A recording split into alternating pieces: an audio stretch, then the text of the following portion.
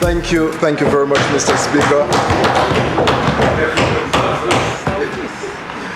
Yes, of course, Mr. Speaker, I want to be extremely brief on this,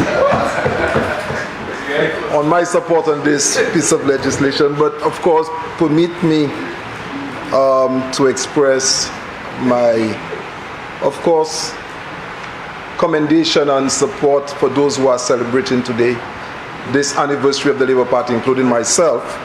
But of course, Mr. Speaker, I need to let St. Lucia understand, and to let us understand that we all celebrate differently. And my own experience in participating in the past election was a very unique and personal one. And up to now, Mr. Speaker, I can say that I haven't jumped in jubilation as one would have expected me to. But of course, my circumstances and my situation is different. And it's for this reason I joined to support this piece of legislation and to add my voice in supporting in a very special way. Mr. Speaker, a number of persons in St. Lucia have experienced the loss of their loved ones through some violent means, especially when it's uncertain. And gun violence is partly responsible to a number of persons losing their loved ones. I personally know what it is to speak to a healthy son on a Friday and to hear of his passing on Saturday. And of course, grieving continues throughout. And sometimes I ask myself, do persons understand why I would not jump and punch my fist in the air to celebrate? Because grieving continues throughout your lifetime. And therefore I want to, this morning, remember all persons who have lost a loved one through violent means. And in a particular way, remember some young lady, 23 years old, Sasha Polius of Bel Air, a constituent of mine. Her body has just been found a few days ago. And of course, I heard the story of her legs being amputated or what have you.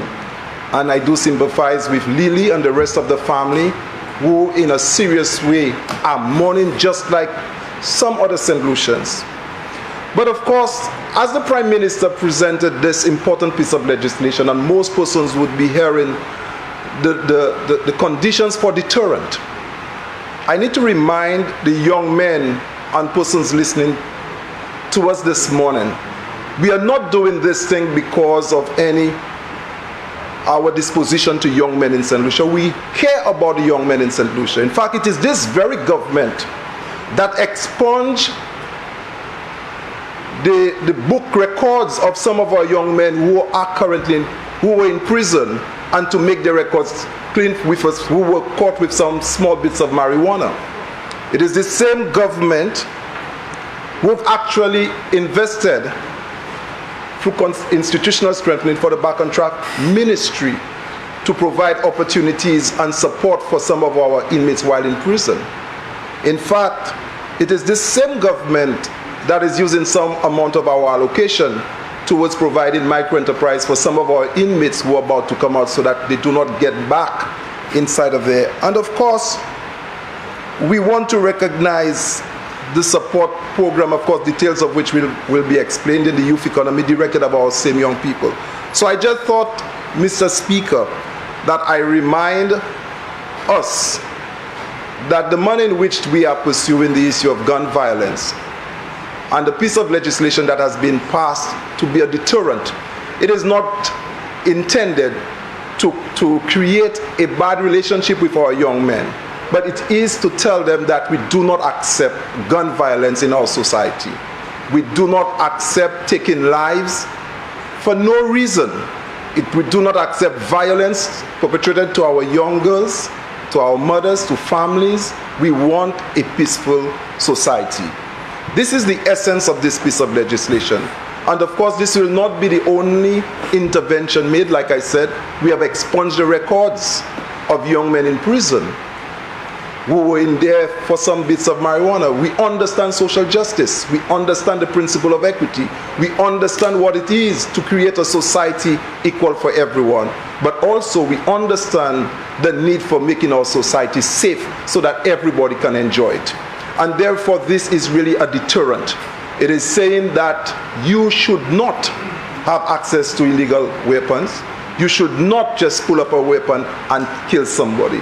This is what we're saying to our young men in our society. And of course, as anything else, I'm hopeful, I am optimistic that we will do better.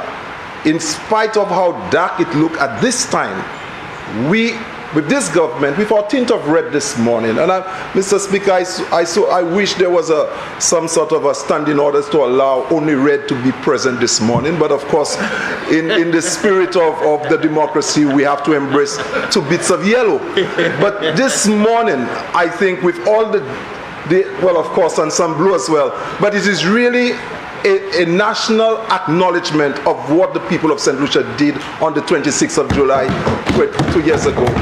And of course, it's nothing wrong if the members on the other side this morning, in the spirit of what St. Lucians said, add a bit of red to the yellow shirts. Of course, it would make the atmosphere even better.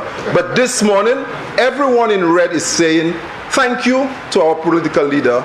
Thank you to St. Lucians who gave us the opportunity not just to bring this piece of legislation, but have ushered in a new atmosphere so our people can be prosperous, our people can be more peaceful. I trust, Mr. Speaker, that for the rest of the proceedings you would hear a lot more in terms of what we have done. I could tell the people of Castries Southeast that we are poised to make a difference in the lives of people. And that difference is important because while some of our people may have voted, some people may have supported a lot what we've done, change is something sometimes difficult to embrace. And sometimes persons do not understand what change is. We have not just voted for change, but the manifestation of change will be seen and experienced in the lives of St. Lucians. So thank you, Mr. Speaker, and I support this piece of legislation as a deterrent to young men participating in gun violence and making life difficult for St. Lucians. Thank you.